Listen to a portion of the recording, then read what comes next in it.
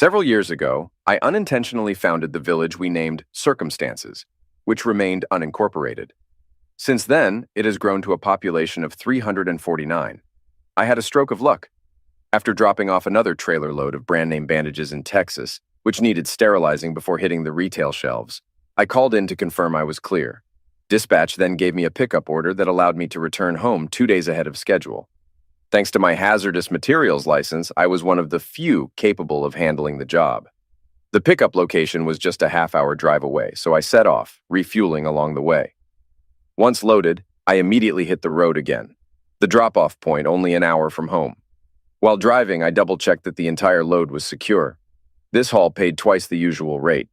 Instead of sticking to the prescribed route, I opted to take a shortcut across the countryside, reducing both mileage and travel time. This decision put me less than 2 hours away from home, putting me ahead by 5 to 6 hours.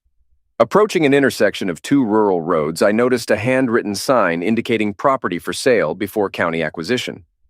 Following the arrow to the right, I followed two more signs leading into a farmer's yard. They were an elderly couple who had retired due to their age, probably in their early 70s. Their land, leased to local farmers, fell behind on taxes due to rising prices. They loved their farm and weren't ready to sell and move to town, so they had to sell some of their land. I called my dad, who stepped in. Using our family trust, we bought the farm at a fair price and let them rent the house long-term at a low rate. They were thrilled and offered to help me in the future if I needed anything.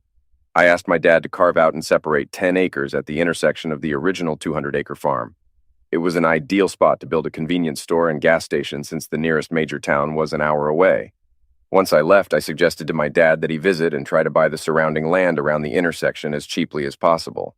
He did, and somehow we ended up with 10 acres on each corner of the intersection. While searching for water, my father discovered an underground river running through the farm that could easily supply water for 50,000 people. He decided to tap into it to support our new business venture. Just as I arrived to make the delivery, dispatch called with another rush job, which I happily took. Luckily, I made it home at my usual time, 6 months later. I dropped off the load at 5 in the morning that Wednesday, a whole 12 hours ahead of schedule. After parking the truck and trailer in the company yard, I picked up the keys to my freshly painted old Ford truck from the dispatch office. I knew I would likely face scrutiny for breaking state and federal driving hour laws soon. Due to a breakdown, I had been on the road for 16 days straight. That's why I pushed hard to get home. This meant the person replacing me would enjoy an extra 2 days off. The cab was scheduled for inspection and would soon be ready for use, after ensuring it was properly repaired. The replacement driver would be informed to come in. He'd be on the road by 9 o'clock. I had promised my wife I'd be home in time for dinner tonight. Marcy had taken care of the children and was eagerly awaiting my return. A while back, I had pulled the engine out of the old Ford truck since it was dead. I worked on restoring the frame and body during my spare time as the interior was still in good shape. Before embarking on my last 2-week run, I prepaid a local paint shop to repaint every piece of metal, inside and out. Once they finished reassembling the interior, Jameson's Auto was supposed to pick it up. After installing the new engine and double-checking everything, Jameson left the truck keys with the dispatcher, knowing I'd settle up upon my return. The fresh paint job made the old truck look brand new. It had been transformed from its original red to a sleek midnight black, with new chrome bumpers. The word Ford was painted in white on the tailgate, just like it was originally. Now I could even get collector plates for it if I wanted. Arriving home 10 hours early, I thought it would be a pleasant surprise for my wife. She didn't start work until 9, so I started up the truck and headed home, eagerly anticipating seeing my wife and our 2 daughters after being on the road for 16 days. It was around 8 in the morning when I drove down our street toward our house, only to find a vehicle parked in our driveway that didn't belong there. I immediately recognized whose vehicle it was. It belonged to the youngest son of the owner of our transportation company, his pride and joy. While I was on the road, he had time off since we shared the same company cab. In many ways, we were complete opposites. He had a reputation as the family's troublemaker and was known among truckers for being loud and boastful. I pulled over to the side of the road and observed, trying to figure out why he was at our house and where my wife's car was. My heart sank as I saw my wife Marcy and Jack Redding coming out of the house with our 2 children ahead of them. Jack was holding a rig bag in his right hand, the kind U.S. drivers always carry with essentials for the road. The girls had missed their school bus, so Marcy and Jack were taking them to drop them off.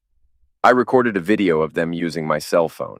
I caught Marcy and Jack sharing a tender moment behind the kids before they loaded them into the car. It was clear that whatever was going on had been happening for a while. Marcy and Jack didn't seem concerned about being seen in public together. They appeared like any other happy family. They drove right past me without recognizing my restored truck, and since I wasn't expected home, Marcy wasn't looking out for me. I watched them in my rearview mirror as they turned the corner. I pulled into our 3-bedroom house and prepared to investigate further. I checked our 2 kids' rooms and they looked normal, just like always. Our master bedroom was the same. My wife's clothes were where they should be, and so were mine. Even the bed was made, which was unusual since the kids had missed the bus. Everything seemed normal so far. If they had spent the night together, I wondered where the evidence would be. If they weren't involved, why was he here? I searched through everything twice, but my instinct told me to keep looking. Nothing seemed out of place from the basement up. The dishwasher was full and needed to be run. That's when I noticed a bit of light under the door leading to the unfinished 3rd floor. It struck me as odd because that shouldn't happen. We had hung old curtains and kept them closed, treating it like an attic for things we no longer used. I hadn't been up there in years. My first thought was, Marcy must have been up there and forgot to turn off the light. Curiosity got the better of me. I had to find out why there was light under that door. I climbed the stairs and opened it, only to find the entire floor completely finished. I was shocked. The morning light was coming through because someone had left a curtain open, something we never did when I was home. The problem was this floor wasn't supposed to be worked on. Marcy and I couldn't agree on what to do with it, which is why it hadn't been touched. Now I wondered who finished it and why. It had its own large master bedroom, bigger than ours downstairs, with huge walk-in closets on both sides of the master bathroom. There was even a separate sitting area with its own TV and DVD player. On a small table, I found XXX movies that my wife would never watch or let me watch. When I turned on the TV and pressed play on the DVD remote, an adult video started playing. It was clear someone had been watching it. I was shocked to see it was a homemade video of my wife doing BJ to someone. It saddened me because she never did that for me. I was surprised to see how much she seemed to enjoy it. When I suggested trying it, she said it was disgusting. Across the room, there was a handmade card on the coffee table that said, "We love you, Uncle Jake," signed by my kids. I felt sick to my stomach. My worst fear was now a reality. Not only was he my wife's lover, but it seemed they were trying to take my kids away from me. The king-size bed had been slept in and not made. There were new baby dolls on the floor that I had never seen before, indicating she had been in a rush this morning. The bedroom smelled of closeness. Checking the walk-in closets, I found one side filled with clothes that must belong to him. They were too big for me.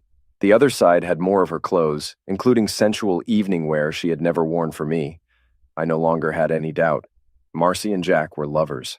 I was starting to realize there was another side to her that she kept hidden from me. It was clear that I had always been her second choice.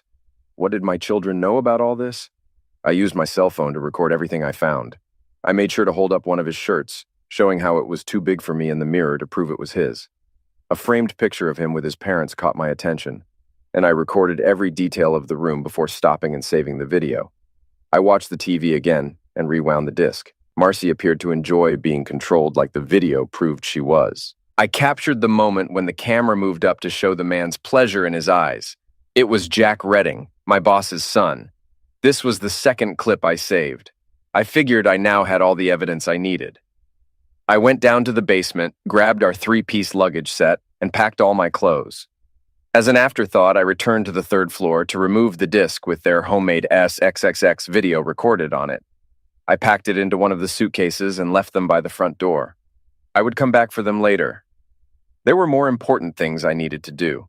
I called my father and asked how soon we could open the new store. He said construction was already underway, including a second story for a 3-bedroom apartment. "I'm looking for a regional manager to oversee everything," he added. "The chain we're working with has granted us a franchise, which will really boost us. It will take another month and a half for construction to be completed, and another month after that to get everything set up." "Why?" he asked. "I'll be running it, Dad, and living in the apartment," I replied. "Find me a good civil attorney and a divorce attorney. I'll fill you in on the details later." I called the farmer from whom we bought the farm and asked if I could rent a room from him until the construction was finished. He agreed to let me stay, but he said, "Your money isn't good enough." No matter how hard I tried, he wouldn't take any money because he felt he and his wife owed my family a lot. I told him I'd come by sometime the next day. By 10 in the morning, I was at the transportation center, sitting in the boss's office, informing him I was quitting without giving the usual notice. Naturally, he asked why, and I really didn't enjoy having to explain. I showed him the video of the room and then the pictures I'd taken afterward. The last one was of the framed photo of him, his wife, and their son. "Where did you get that?" Jace asked. I explained that it was from the third floor of my house, which wasn't supposed to be finished. His face turned as white as fresh fallen snow. Then I showed him the clip of what his son Jack having closeness with the woman in the mouth. Jace, a Christian man, watched it and said, "My God, that's appalling." I explained, "The woman your son Jack is with in the video is Marcy, my wife. That's why I'm leaving her. This video was made in a separate room on the third floor with someone else's help."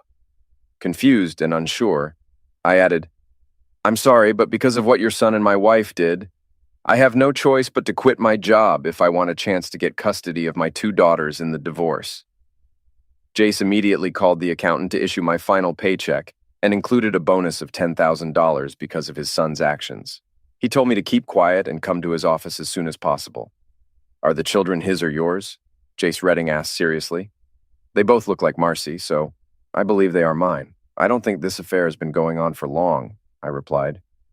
"We've been hearing rumors for a long time, Heath," Jace Redding said somberly.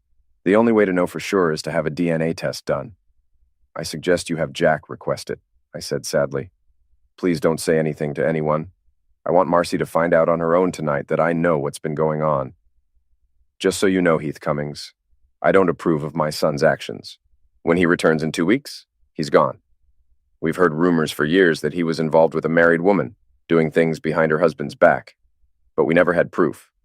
We just thought he was bragging to other drivers," Jace said solemnly. "I'm deeply sorry this happened to you. A good man. I had no idea he had moved into your house," he continued. "Both of your jobs made it easy for this to happen without anyone knowing." I later found out that Jace kept his promise. Not only did he fire his son, but he also disinherited him because he had brought disgrace to the family name by ruining another man's marriage. What Jace couldn't get past was that it happened to one of his trusted longtime employees. To him, it showed that his own son didn't care about anything or anyone. After depositing the check, closing all our joint accounts, and settling my bill at Jameson's auto shop, I went to my children's elementary school. I spoke at length with the guidance counselor before they called my children out of class to talk with me. When she started to leave for privacy, I suggested she stay. I didn't want to be accused of trying to influence our children. She asked if I was sure about that. I replied, "In this situation, yes, because my wife Marcy works as a social worker for the state." Miss Connor looked visibly shocked. I discovered that their new Uncle Jake had been renting the upstairs for 3 years. At first, he kept his distance, but over time he seemed to become part of the family. Marcy had introduced him as a distant cousin who had just returned to the area. Although they had never caught them together, the girls had seen Marcy coming downstairs so often in the morning that they assumed they were sleeping together. "Linda said Mom insisted we start calling him Uncle," my daughter explained. I told them plainly that he was no relation to either of us. My daughters looked shocked at this revelation. I told them that Jack had been their mother's long-term boyfriend, and because of this, we would be getting a divorce. Being a trucker, I knew it would be difficult to get primary custody, so they would have to stay with their mother until I found a new job and went to court to try to get sole custody. The school counselor confirmed what I explained was true. I kissed my daughters goodbye and watched them head back to their 6th grade class. She gave me her name and phone number. "Have your lawyer contact me so I can provide a statement about what I witnessed," she said. "I've seen too many men get unfairly treated in their divorces." I stopped by a flower shop and requested a bouquet of the most wilted flowers they had, asking them to package and box it. I had to explain it was meant as a joke before they agreed. One of the staff fetched some discarded flowers from the garbage. "Will these work?" she asked. I said they were perfect, and she boxed them up for me. Taking them back home, I laid the bouquet on our bed along with the card my daughters had signed for Uncle Jake and her baby doll that I'd cut up with her sewing scissors. I loaded the tools I wanted to keep into the back of my truck. After loading the suitcases, I covered everything with a tarp and secured it tightly. The tools were valuable. Our neighbor, a true friend named John Zeck Smith, walked over and said, I guess you didn't know about Marcy's other husband, the way we were led to believe. Other husband? I asked. In a common law sense, John explained. No, I just found out today. This has been going on for at least 3 years. We used to work together. I quit my job today because I want sole custody of my daughters. I need to show the court that I'll be there for them every day, I explained before continuing. When I was driving, he wasn't around, so I had no way of knowing unless we were both home at the same time, I explained. He's the boss's youngest son. His father found out today when I walked in and quit without notice. We talked a bit more, and he suggested I move my truck from the driveway to his garage. He thought that by observing her tonight, I might get an idea of how to plan for what would happen next. You can get up before dawn and head out in the early morning darkness. I thought about it for a few minutes before agreeing. I'm glad I did. I watched as my wife of 13 years pulled into the driveway. It seemed her car had been at the shop for service. She went straight to the bedroom to change out of her work clothes. She was stopped in her tracks when she saw what was on our bed. Initially, she smiled, thinking it was a surprise gift from Jack. Through the binoculars, I zoomed in on the joyful smile on her face. She set aside the kid's card for Uncle Jake and reached for the baby doll, only to find it in pieces. It had been a favorite since she bought it for Jack, and she only wore it when she wanted him to take her seriously. Why would he do this? Now, concern began to show on her face. Why would Jack leave this in Heath's bedroom? I could see doubt crossing her mind. Brushing off the remaining flower pieces, she opened the box. The smell of 24 rotting red roses caught her off guard. For a moment, it seemed like she might be sick. I could tell she hadn't realized I had found out. Her puzzled look told me she didn't understand what Jack was trying to convey. Perhaps she thought Jack was ending their relationship. I watched as my 2 daughters got off the bus and walked toward the front door. Lauren texted me saying, "I'm calling you, but don't answer with your voice. We want you to hear what we say to Mom. We decided she needs to hear the truth, like you taught us." I explained to our neighbor John what was about to happen. "When I switch it to speaker, we need to stay quiet," I said, "so we can both listen." The girls headed straight to their mother's room, who was still trying to process what I had done. She still hadn't grasped the message I had sent. After greeting their mother as usual, my daughters began to speak. "Dad called us out of class today because he wanted to talk to us privately," Linda began. I could tell by her expression that my daughter had caught their mother's attention. "We went to the school counselor's office. We were confused why he was there. You said he'd be home around 6. Then he asked Miss Connor to stay," Lauren added.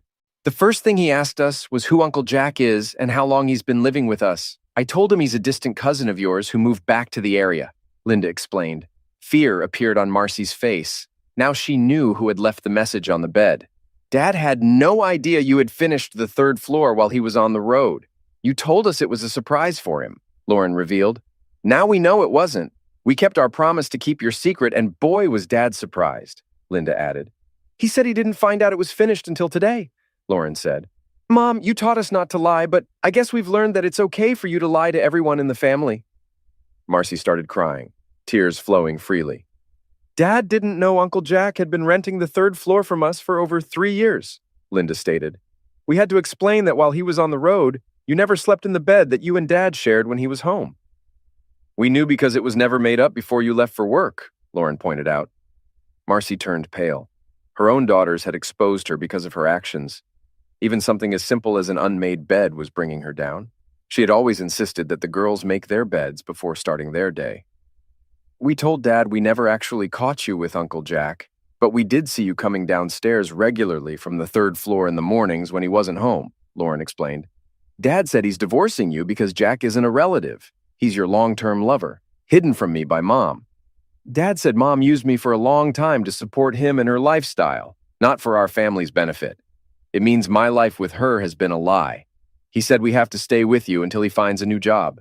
He's starting to look for work now because he quit today to try to get custody of us," Linda added. Miss Connor later explained that Dad had to quit because the court wouldn't give custody to a long-distance truck driver. "After saying goodbye, we went back to class," Linda continued. Marcy sat on the bed crying, trying to keep herself together. She knew what her daughters said was true.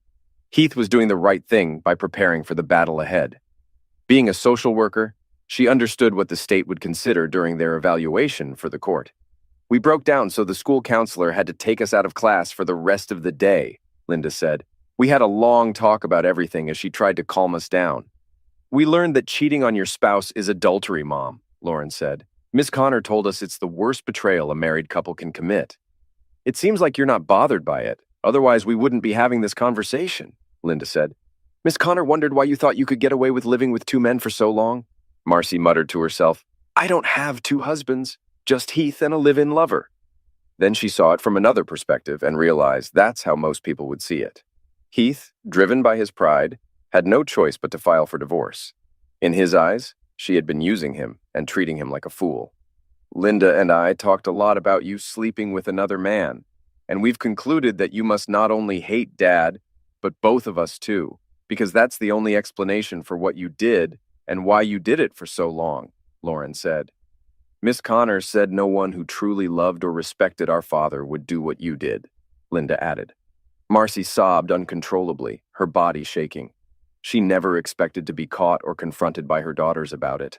Their words were harsh and cut deep, forcing them to grow up too soon because of her actions. Just before we got on the bus, Miss Connor asked if we were emotionally okay to ride home. She offered to drive us if we weren't. I told her we'd be fine because we needed to talk, Linda explained. Miss Connor said she'd testify about what she heard today if she's asked in court. She felt she had no choice because she's seen too many men destroyed by someone else's lies, Lauren added. We whispered a lot to each other on the bus ride home, and we've made some decisions, Linda stated. Marcy completely broke down, burying her head in her hands. Mom, we might only be 12, but soon we'll be old enough to choose who we want to live with. Miss Connor told us that at 13, we can decide for ourselves, and we choose Dad, Lauren declared firmly. We're going to call Grandma to come get us. I'm sure she'll let us stay with her and Grandpa until Dad figures things out. That way you and Jack can have the whole house to yourselves, Lauren said. Come on, sis, we need to call Grandma and pack some clothes. Mom, one last thing. Were you trying to get us close to Uncle Jake so we'd accept him as your second husband without Dad knowing? Linda asked. Because it really seems like that's what you were doing. Marcy was devastated. She sat there crying as her daughters went downstairs to call their grandmother, who lived across town. They had their father's keen insight. They looked at everything logically and drew their own conclusions. I texted Marcy. What you found on the bed was my doing. Let your live-in partner know I'll be suing him for child support for you and the kids. Through binoculars, I watched Marcy come to the realization that when I expose her relationships and lies in court, she'll lose all rights to her daughters. Marcy knew she was defeated. There was no happy ending here. Heath suing and exposing Jack would ruin them both. John and I timed it perfectly. Less than 15 minutes later, my in-laws showed up. John opened his front door just to hear if the voices were loud enough to carry. They were because they sounded like shouting. My mother-in-law was giving Marcy a piece of her mind as she led her granddaughters out of the front door. But it was my father-in-law who put everything in perspective, leaving no doubt about how he felt about his daughter's situation. I suppose once you've driven Heath out of your life and settled things with Jack, you'll be looking for another long-distance driver to replace Heath, my father-in-law angrily remarked. Jack has already shown how little he thinks of you by accepting that you share yourself with others. Your actions have made it clear that one man will never satisfy your desires. John and I could see that Marcy was devastated by her father's words. She was crying so hard she couldn't speak. We'll contact Child Services tomorrow to see how to handle this situation, Marcy's mother declared. After all, it was our granddaughters who reached out to us and explained why they wanted out of this house. They've made me very proud. Someone clearly raised them right, and sadly we can't say it was you. John closed the door, walked into the kitchen, and grabbed a couple of cold beers. I followed him. Your daughters saw through the situation correctly, Heath. You should be proud, John said. To be honest, when the construction crew was working, Marcy told us you needed money and were going to rent out the third floor. The house and land were fully paid off. We were just taking our time with it because we didn't need the income, I explained. I remodeled the entire house from the ground up. So she's been lying to us from the beginning. Jack and she had it all planned out. Where did the money come from then? John asked. We haven't received a single cent in rent from that supposed rental suite since day one, I stated. I assume it came from Jack's trust fund and he's paid it back. I took out my cell phone, selected Marcy's name from my contacts, and sent a text. John, let me know if you spot Marcy. I need to be told her response. A couple of minutes later, he said, Got her. She's back in her bedroom and seems to have calmed down. I sent it. It was brief. The message said, Hey, 403. To all who come calling, Jace Redding and I both want to know because of the long-term relationship with his son. Are Linda and Lauren mine or Jack's? Jace is going to file a lawsuit to try to find out. Oh my God, she's lost it. She threw her phone at the wall, John exclaimed. Now she's lying face down on her bed, crying hysterically. John returned to the kitchen and grinned. What did you text her? I simply asked if Linda and Lauren were Jack's or mine, I replied. Jace mentioned he'd heard rumors for years about his son's affair with a married woman whose husband was unaware. So I posed a question that needs clarification for everyone involved. John Smith's face went pale. He understood the seriousness of the Redding family's reputation. Jace was willing to go all the way to the Supreme Court to uncover the truth. I waited half an hour and asked John to check on Marcy again. She was sitting on the living room sofa. I sent her the 5-minute clip of her doing BJ that I had recorded from the TV, revealing the man she was servicing was Uncle Jack. I added the question of who filmed it. After a moment, I texted that I had taken the disc and might find out when I watched it.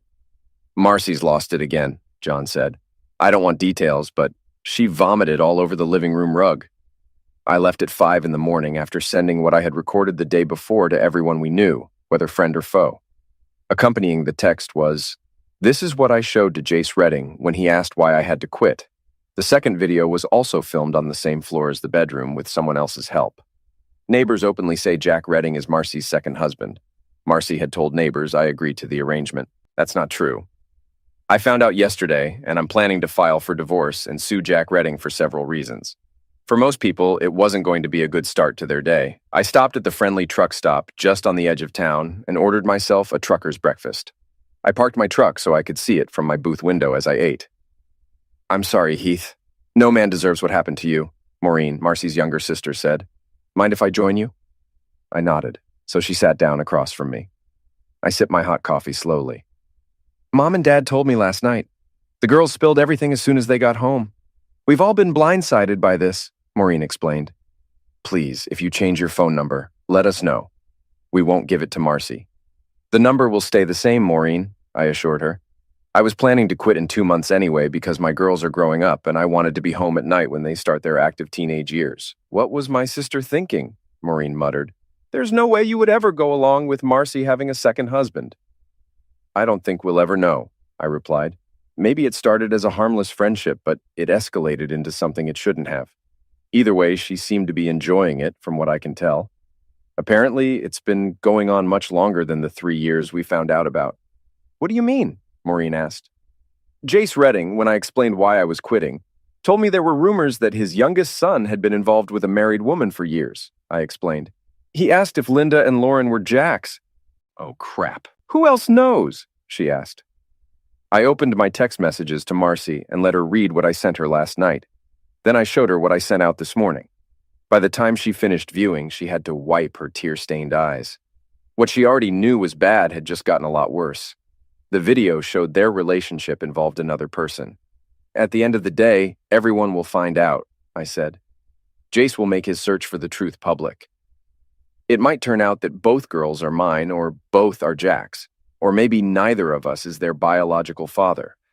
What's on my mind now is whether the person who made the video was male or female. Maureen must have seen the tears in my eyes because she got up and came over to sit beside me, holding my hand. We didn't say a word until the waitress took our order. Eventually, I had to let go of her hand so I could eat. Heath and Marcy had gotten married at 19. She was the youngest bridesmaid, and even then, she was smitten with him. She had thought he was handsome then, and still did. He drove a long-distance truck so Marcy could finish her university education.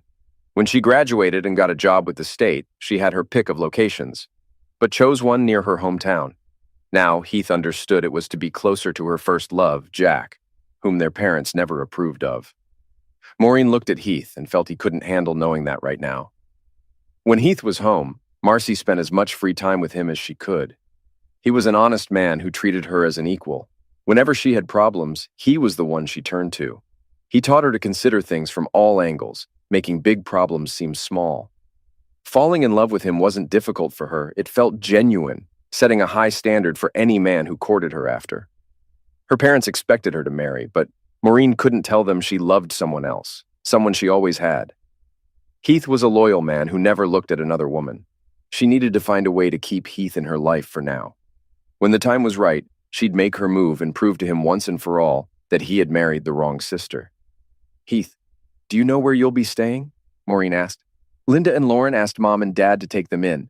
They're angry, upset, and determined, but they're so proud of their father. The girls told Mom and Dad they want to tell the court they prefer to live with you, she said. Mom and Dad explained to them that you're doing what's best for the long term. I can bring them to you on weekends so you can see them if you want. I pulled out my notes and gave her the address of the farm. My dad and I have begun building a gas station and convenience store near there. I'll be staying with the tenant on our farm, I explained. I'll need to check with them before I can give you an answer. We're adding a large 3-bedroom apartment above the store where I'll live. Why out there? Maureen asked. We own 10 acres on each side of the intersection that we plan to subdivide and sell as 3/4-acre lots once developed, I said. There's nothing else in the area, so the store will be convenient and attract customers. How did you come across it? Maureen asked.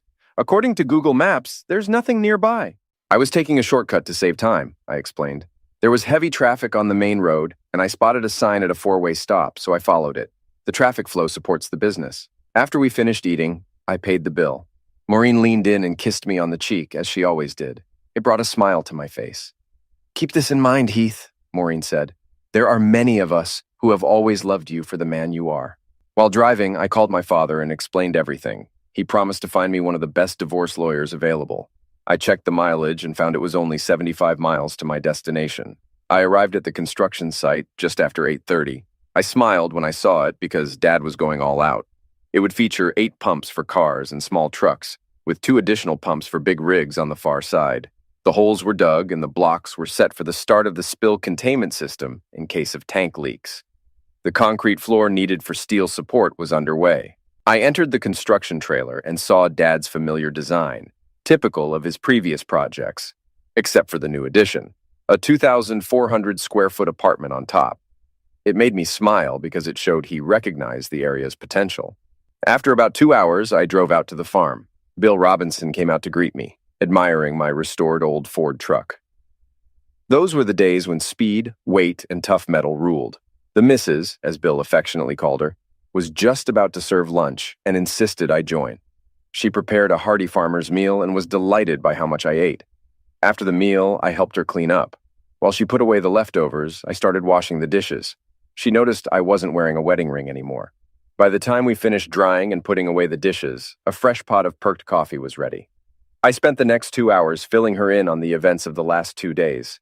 Bill mentioned that the girls and their aunt would be welcome here. It would be nice to have some young ones around again. It gave him someone to cook for. I texted Maureen and suggested she come over every Friday night and head home on Sunday. She replied, agreeing to the plan. On Thursday afternoon, I reviewed the disk on my laptop and found it didn't show anyone else's face. Using my cell phone's Wi-Fi link, I sent everything, including Miss Connor's address and phone number, to my father. I instructed him to contact Jace Redding to find out Jack's whereabouts and schedule. I urged him to serve Jack as soon as possible. Marcy could be served at the social services office in town. I also uploaded the video file from the disk. Out of spite, I texted Marcy, claiming I had watched the entire video and found it unremarkable, saying other women had performed better. Maureen worked as a tax specialist, and luckily it was the slowest part of the year. As soon as the girls finished school, they hit the road. Maureen chuckled as they texted their father every 10 to 15 minutes. The 75-mile drive felt short. Upon arriving at the construction site, they sent their final text. Driving down the road, they spotted him waiting at the end of the driveway. Linda and Lauren leaped out of Maureen's car and ran into my arms. Bill and his wife were introduced. I finally learned her name was Betty. The girls loved the room Betty had set up for them. Bill showed everyone their rooms while Betty finished preparing a large dinner. After we ate, I started cleaning up while Betty watched as my daughters and I washed the dishes. Bill told the girls about the large swing set, the swimming pond, and the small motorcycles they could ride with my permission. I had worried about keeping them entertained, but Bill and Betty had everything planned. After the kids went to bed, Maureen and I had a chance to talk. Heath, it's been a crazy couple of days. Everything's fallen apart, Maureen said. It's all coming out now. Jack was the guy she used to sneak out to see when we were growing up. That's how long they've been involved. That explains a lot, I replied. I provided stability and security. Jack represented the wild side she secretly craved. She didn't realize he knew and used it to his advantage. Jack will run off and leave Marcy with nothing she deserves. Mom and Dad talked to child services. If you give them written permission, they'll keep the girls until you find a place, Maureen explained. They also spoke with the kids privately.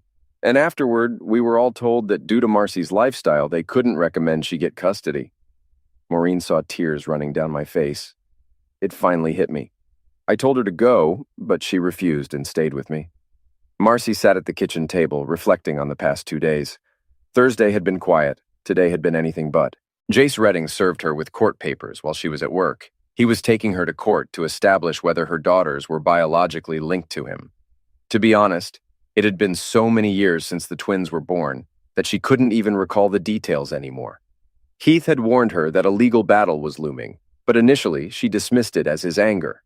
What really shook her was Heath's text message to all their friends and family. She had never thought of Jack as her second husband, but legally, as she learned from her lawyer today, he was. Once she moved Jack into her house, they entered into a common-law marriage. Legally, after living together for a year, they had the same rights as a married couple. Heath was likely to succeed in his lawsuit against Jack. That was certain. The only question was how much he would be awarded. The lawyer assured her that Heath would be viewed very favorably in divorce court because he had been wronged for so long. If she had been collecting rent over the last 3 years and could prove it with monthly bank statements, things might have been different. However, there was no evidence that Jack was contributing financially to the household expenses, so the court would likely see him as financially dependent. Just before leaving work, she received a bombshell. Her supervisor called her into the office and explained everything. The previous night, she had visited Mr. and Mrs. Klaus Rubenstein's home after hours regarding a custody issue at their request. They outlined what had happened and sought guidance from the state moving forward. After speaking with the children involved, I informed the grandparents that if they obtained written authorization from the father to care for the kids, we would consider granting them temporary custody until the case is resolved. I understand they are your parents, her supervisor said. Marcy, I can't transfer you right now, but as soon as there's an opening, I will. I'm unable to terminate your employment, but your credibility as a social worker in this area is shot. No one will trust what you say anymore. So you're permanently assigned to office work and must pass your current cases to others, she said with clear disgust. Marcy realized she had no one to blame but herself. It was her decision alone to keep pursuing Jack. Now she was starting to grasp that actions have consequences. Saturday had been a busy day. Linda and Lauren were excited. It was entertaining to hear Bill explain the do's and don'ts of riding the small motorcycles they were standing beside. It was impressive to see how quickly they picked it up. After 2 hours, Bill called it quits for the day, knowing their bodies would ache. Seeing them sweaty, he suggested, "Go jump in the pond for a quick dip." Betty and Maureen were getting closer. Around 4 o'clock, the girls were called in to help prepare part of the dinner. I checked on them because it was new territory for them. The 4 ladies were at the kitchen table, chopping onions for 2 dishes and peeling hot-boiled potatoes for potato salad. Bill fired up his barbecue to grill the steaks he had thawed. I pitched in where I could. We ate the steaks, potato salad, and baked beans outside at the picnic table. It was remarkable that neither the TV nor their cell phones were used all day. It seemed like the twins were discovering a whole new life. It was the girls who decided they wanted to turn in early because they were worn out. The 4 of us enjoyed a few beers while playing cards until we called it a night. On Sunday after lunch, they headed back home. Maureen had a handwritten letter, witnessed by Billy and Betty, giving them the permissions they needed. Klaus Rubenstein called me early Monday morning to express his gratitude for getting the letter back to him quickly. He personally took it to the office, where the supervisor made copies for their records and issued a legal notice confirming their custody of their granddaughters.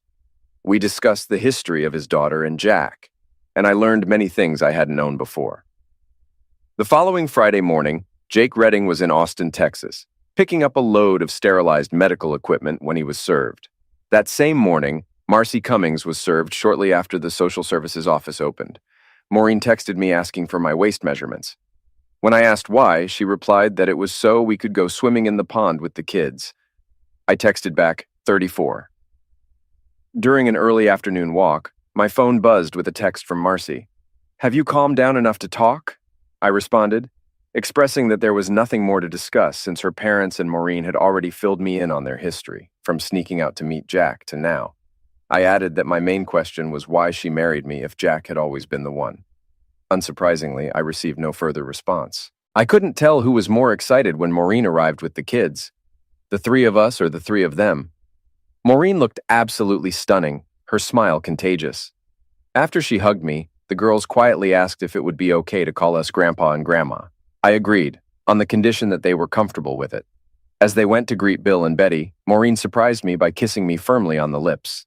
I mentioned that she had to hear the girls, so we turned our attention to them. Somehow, Maureen slipped her hand into mine. "We were wondering," Lauren said, "if it would be all right for us to call you Grandpa and Grandma?" Linda added.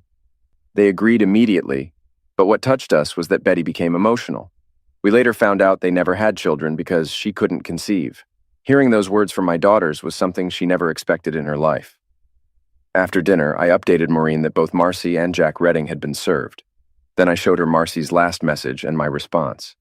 "My sister can't justify her actions," Maureen remarked. "If she did, she'd have to face the truth about herself." "Let's not dwell on your sister, Maureen," I replied. "When will you find a man who can love you as you deserve?" "Don't be surprised, but I already have," she replied. "My challenge is making him realize it." Bill and I were both up early, enjoying a freshly brewed cup of coffee outside. "Heath, Betty is my second wife," Bill told me. "My first wife, her sister, betrayed me much like Marcy did to you." "Why are you telling me this?" I asked. "Don't let your pain blind you to what's right in front of you. Maureen has been there for you since day one. When you're ready, ask yourself why." That's when it started to dawn on me. Maureen was not just a best friend. Did she want more? And if so, why? "Bill, when did you realize Betty was interested in you?" I asked. "An iron skillet over my head," he chuckled. "After she caught a neighbor girl flirting with me. Since we couldn't have children, we fostered kids for years." Our conversation ended as we heard voices signaling the rest of the household was waking up. After the twins rode the motorcycles for 3 hours, it was time for a swim. We all went down to the pond. Bill and Betty brought down lawn chairs to watch us play with a beach ball for a while. Maureen looked stunning in her white bikini, her auburn hair pulled back behind her ears. Her bare feet caused a slight wiggle in her rear, which I couldn't help but notice as we walked to the pond. Bill had made me see her in a new light. The pond turned out to be deeper than I expected, fed by a small creek with a homemade waterfall from railroad ties. We played beach volleyball, first with one adult and one child, then the girls against us. It was a time filled with laughter, teasing, and pure enjoyment. Just being together felt nice. My daughters took turns diving under me and then being lifted up so they could dive off my shoulders. Eventually, Bill and Betty announced they were starting dinner, and Linda and Lauren went to help. Underwater, I surprised Maureen by flipping her over playfully. She laughed, her hair soaked, and then moved closer to me. As I looked into her eyes, I saw something new.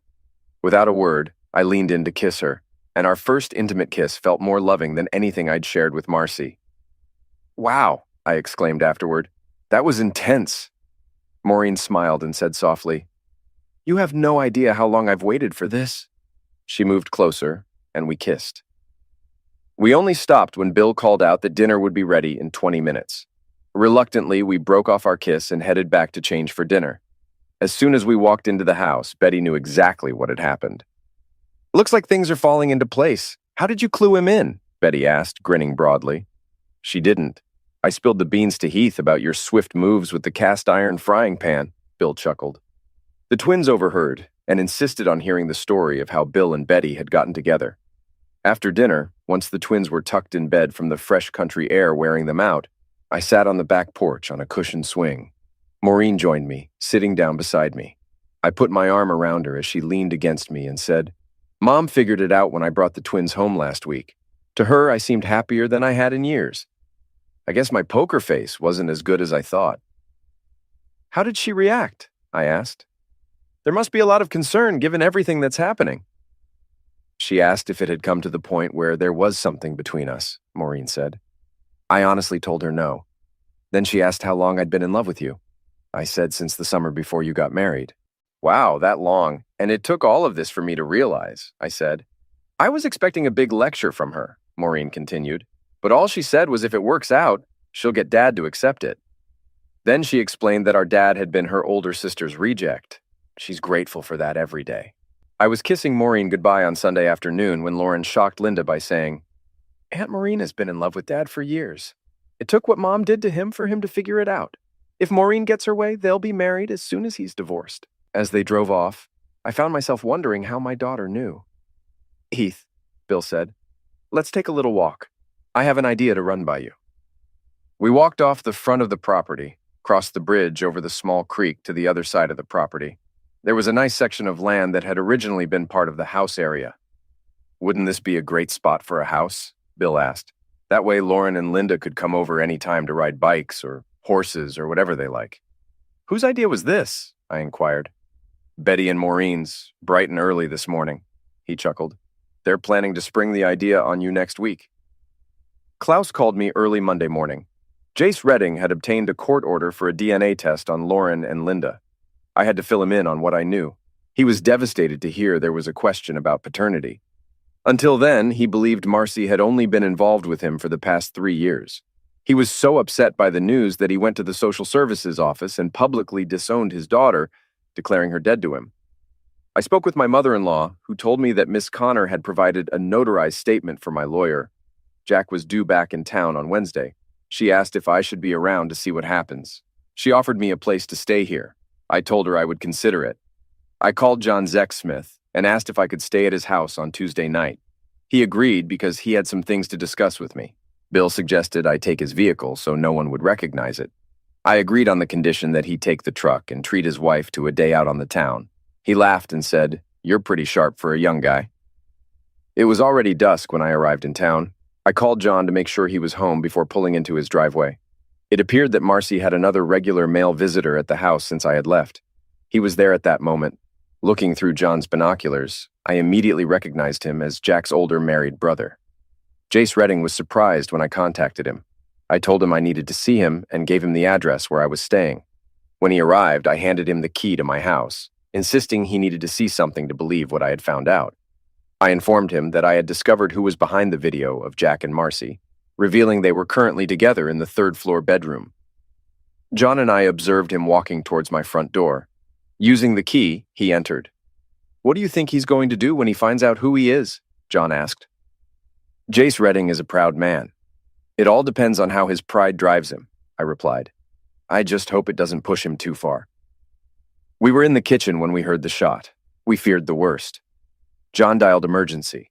When the police, fire department, and ambulance arrived, we went outside to watch. John and I couldn't help but laugh. To us, it was surreal to see Marcy half-dressed and Jason, Jack's brother, in handcuffs. Our concern grew when we saw Jace Redding being carried out on a stretcher. John set up the police scanner. We learned that Jace had broken into the third-floor bedroom, and Jason, mistaking him for a burglar, had hit him.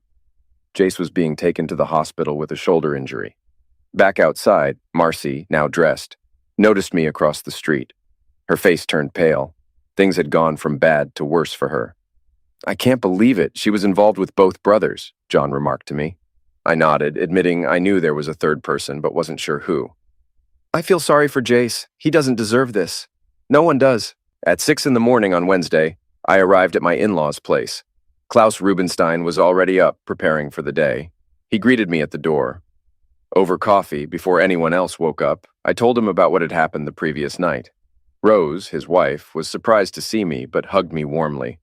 Soon after, my daughters came downstairs, dressed and excited to see me. I drove them to school before returning to my in-laws' home. Klaus had left for work.